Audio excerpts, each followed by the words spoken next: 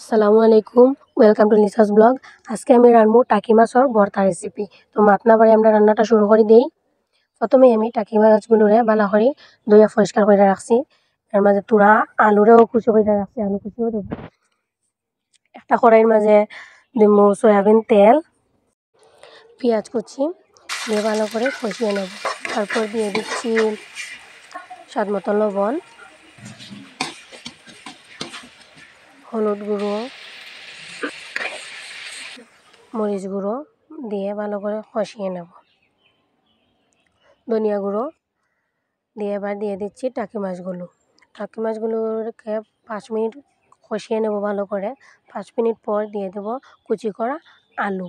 আলুগুলো আর টাকি মাছগুলোকে ভালো করে মিশ্রণ করে নেব। এবার 5 মিনিটের জন্য ডেকে নিচ্ছি।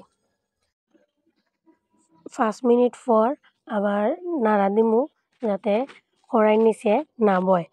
তো আমার ভিডিওটা যদি সবার ভালো লাগে লাইক কমেন্ট শেয়ার করবা।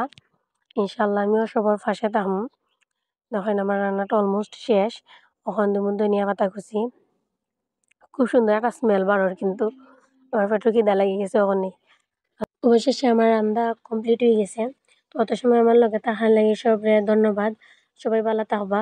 আল্লাহ হাফিজ।